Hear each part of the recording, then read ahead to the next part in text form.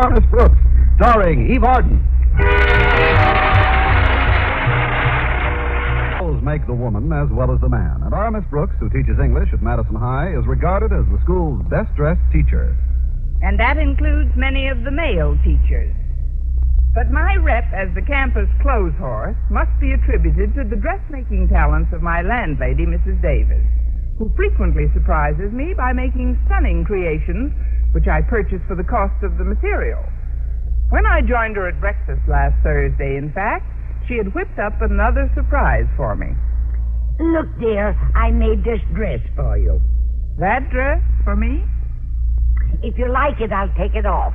Not while I'm eating, please. I like the dress very much, Mrs. Davis, but I'm afraid I can't afford it. I'll have to find something cheaper. But you'll just have to pay for the material, Connie. That was only $1.35. That's what I mean. I'll have to find something cheaper. Oh, there you go, teasing me. You told me yesterday that you found a $100 bill in your dresser. That's right. It was a bill from Sherry's department store. I didn't pay them for my bedroom furniture last month. My goodness. I thought you found $100 in cash. That's what I told Harriet Conklin when I saw her at the movies last night. What? Oh, great. Now it'll be all over the school. Harriet's a lovely girl, Mrs. Davis, but she is a gossip. Now, don't get excited. I told her it was confidential, so I'm sure she'll keep it a secret. A secret? That's a laugh. A secret in Harriet's hands is as confidential as Ali Khan's romances. Well, you better tell her the truth when you see her at school. And have her go blabbing it around that I owe Sherry's $100? No, thanks. But actually, all I have in the world is the 45 cents that's in my purse. And I'll probably blow my 45 cents at lunch. Now, what'll I do for dinner? Have you thought of Mr. Boynton? Frequently, but what'll I do for dinner? I mean, don't you think Mr. Boynton would be interested in taking you to dinner? He's as broke as I am. Faculty payday was pushed back from yesterday to next Monday. Consequently, many of our teachers are feeling the pinch. Not that big, handsome French teacher who has a crush on you, I bet. Mr. LeBlanc? He often addresses me in French at school, Mrs. Davis. Then he smiles at me as if I understood. Then I smile at him as if he's right. I should tell him I don't understand a word he's saying. No, you shouldn't. That's your angle, Connie. Let him think you do understand until you can wangle a dinner invitation out of him. Are you out of your mind, Mrs. Davis? That would be utterly deceitful. All right, dear. But you have only 45 cents, and you're going to be awfully hungry around dinner time. I think I'll let him order me a cup of onion soup. I don't swim very well.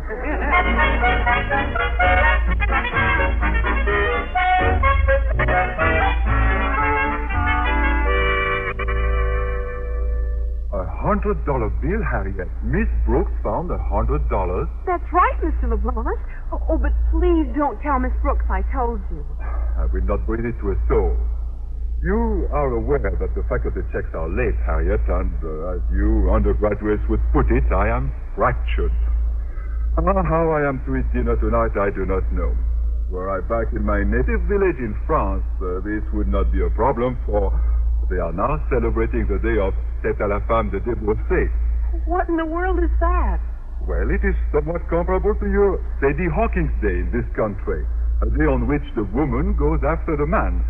Not for marriage, of course, just for a date. She then becomes his host for the night. I don't get it. Well, I will explain. Fête à la Femme de Débroussé means it is the woman's turn to pay. After dinner, for example, it is not the man, but the woman who pays the check. I think that's cute. I like it.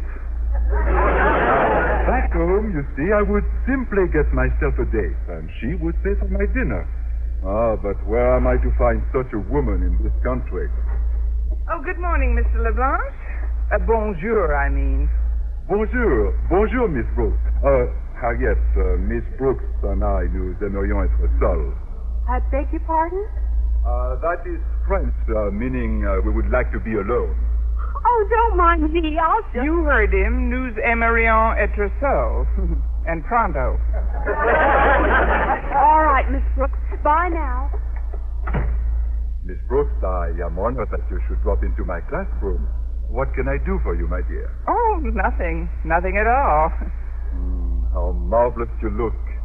Simply magnifique. You look good enough to eat. What time?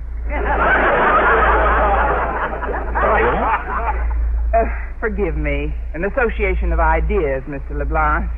Silly, but when you mentioned the word eat, I suddenly realized that I don't have a dinner date for this evening. You do not? What a coincidence. Pardon? I do not myself either have a dinner date, too.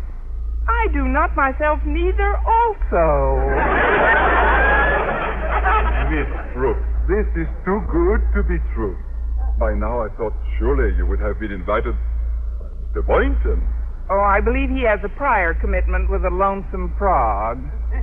Anyway, I wouldn't be interested in dining with Mr. Boynton.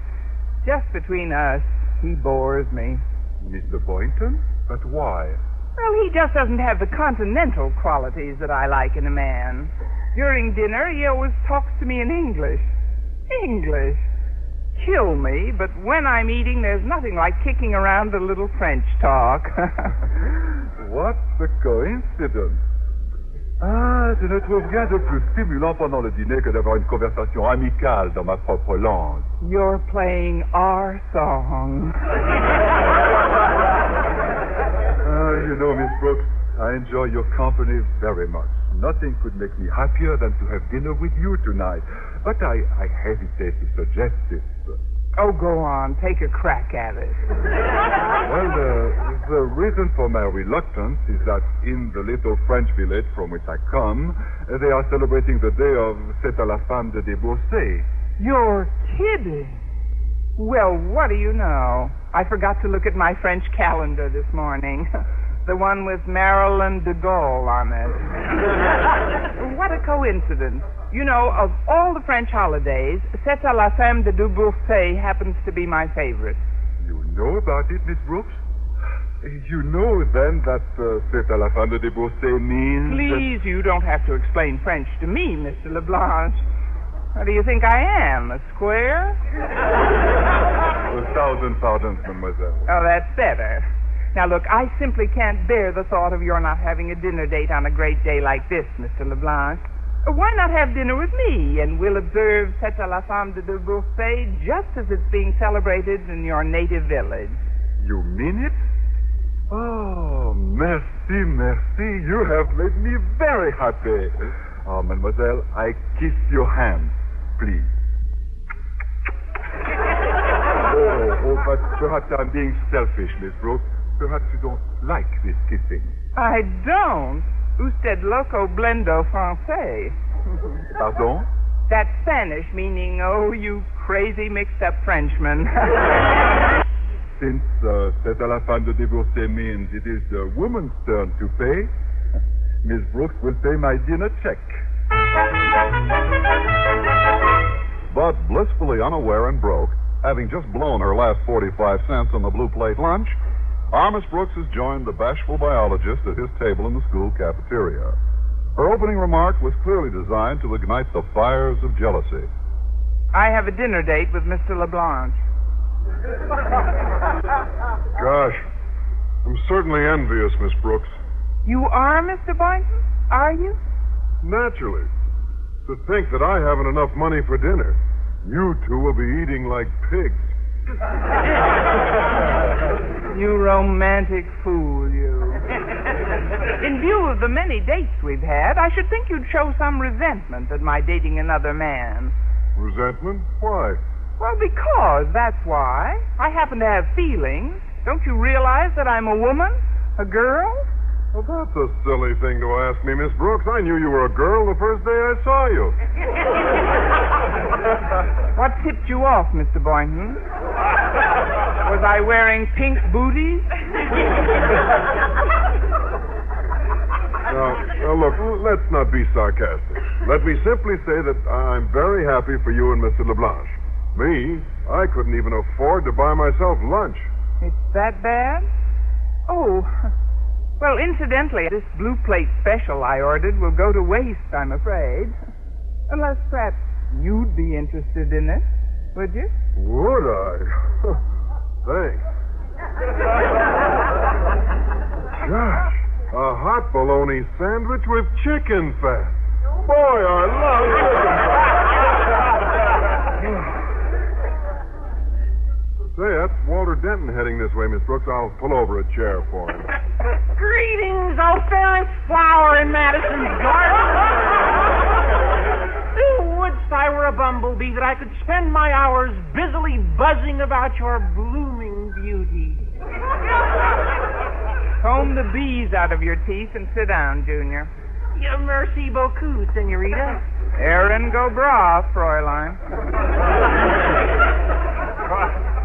Miss Brooks and I were just discussing her dinner date with Mr. LeBlanche, Walter.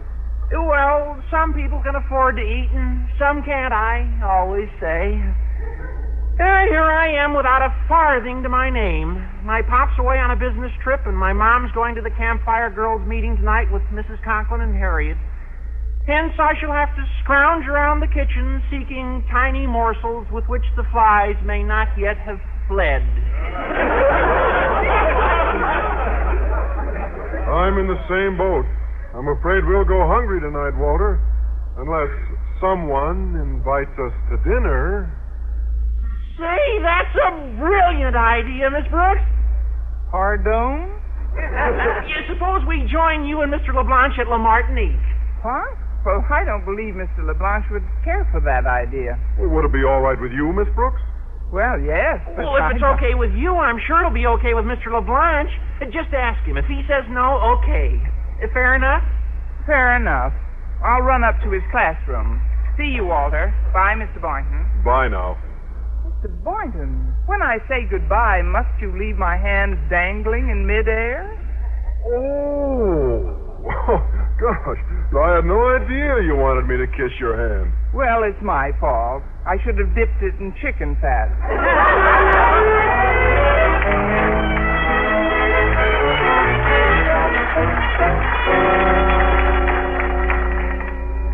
If it is all right with you, Miss Brooks, it is certainly all right with me. Oh, thank you, Mr. LeBlanche. Believe me, one's money cannot be better spent than on food for those who are hungry. Believe me, I believe you. You're so kind, so unselfish. I know you'd hoped we'd be dining alone, Mr. LeBlanche, just the two of us. You and me. We. Us'n't. But now, with Walter and Mr. Boynton, there'll be quite a group. Well, if that is your wish, it is mine also. The more, the merrier. You know, Miss Brooks, in my native village, the celebrants of Fête à la fin de Divorcée are already swinging into an evening of mad revelry. Evening? Oui. Between here and my homeland, you see, there is a 6-hour difference in time. Their merrymaking has begun. But we will catch up with them. Nous célébrerons cette occasion dans un vrai style parisien. Oh, oui. Ça sera une nuit dont je me souviendrai longtemps. Oui, oui. Et pour cela, je vous devrai une affection et une gratitude éternelle. Oui, oui. I'll fight it out on this line if it takes all winter. Je dois vous remercier d'avoir tout facilité. Oui. Oui, oui. Whoops. In conversing with the Frenchman, Miss Brooks, an occasional no is advisable.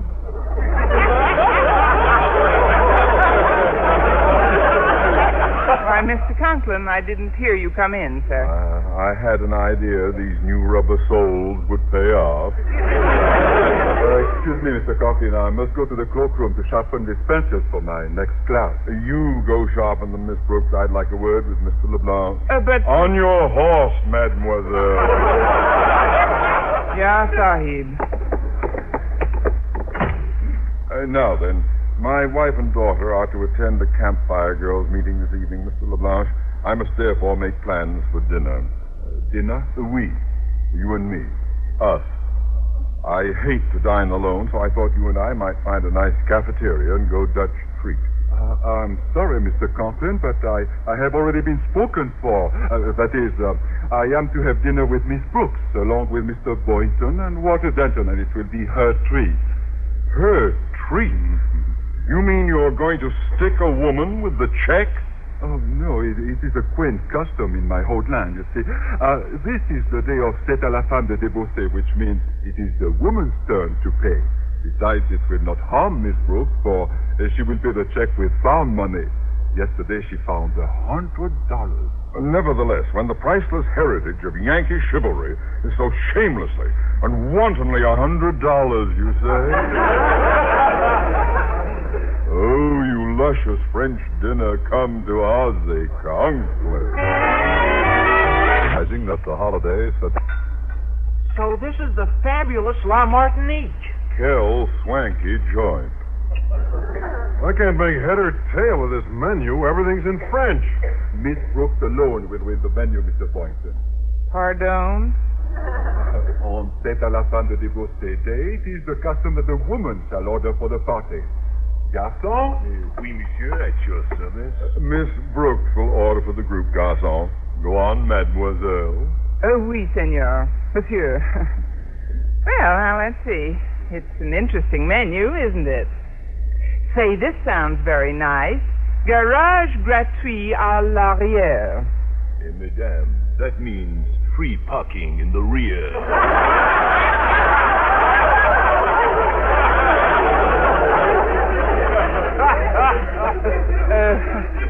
Yes, sounds very nice. Let's remember to pull in there next time, Mr. Conklin. Oui, Miss Brooks. But what shall we eat? Well, I'm working on that. Let's see now. Cochon Provençal. Garçon. Oui, madame. How, I hope I shouldn't say where, is the Cochon Provençal? Oh, that is delicious. Take it easy, Miss Brooks. That's listed on the menu at $4. Oh, I hadn't noticed. Do you mind, Mr. LeBlanc? Me? Oh, not at all, my dear. Just remember, ça va vous coûter cher. Oh, fine. Well, we'll have 5 orders of that, garçon. Oh, excellent. You will please do the honors of pouring the cognac, Monsieur Leblanc. Cognac? When we came in, Miss Brooks, I mentioned to the waiter that we are celebrating C'est à la femme de débourser day. He knows that on this day it is customary to serve cognac before the meal. Oh, of course, I plumb forgot. Well, just pour 3 of them, Mr. LeBlanc. Walter and I will drink plain water. Down the hatch, as they say, gentlemen. I propose a toast to our host. To Miss Brooks, who is so kind to us on this day of C'est à la femme de débourser, which, as we all know, means it is the woman's turn to pay.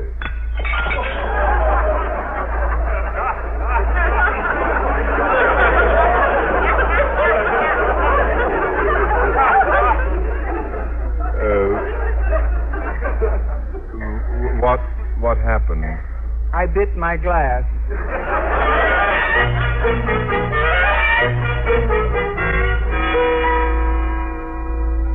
Well, I don't get it, Miss Brooks. Every time the waiter tries to present the check, you order more food. Yes, what are you so nervous about? Me? Who's nervous? I'm not nervous. Check me down. No, not yet, garçon. I see it's only 5:45. Bring us some crepe Suzette. Well done. Pour another round of cognac, Mr. LeBlanc. None for us. I don't drink, you know. Oh, but you ordered crepe Suzette, Miss Brooks. They are cooked in cognac, you know. Are they? Oh, well, I suppose it's better to have eaten crepe Suzette than never to have gotten loaded at all.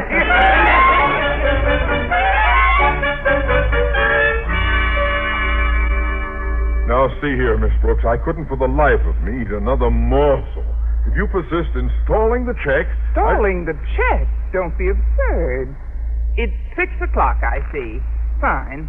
You may leave the check on the table, garçon, and come back in a few minutes. Oui, madame. As you wish. Well, gentlemen, I'm delighted that you all enjoyed yourselves. And now I have a little speech. A speech, Miss Brooks? Splendid. Speech! Gentlemen, because of a 6-hour time difference, the time in Mr. LeBlanch's native village is now 1 minute after midnight. And since C'est à la femme de débourser day is over, here is the check and a happy day after C'est à la femme de débourser day to you all.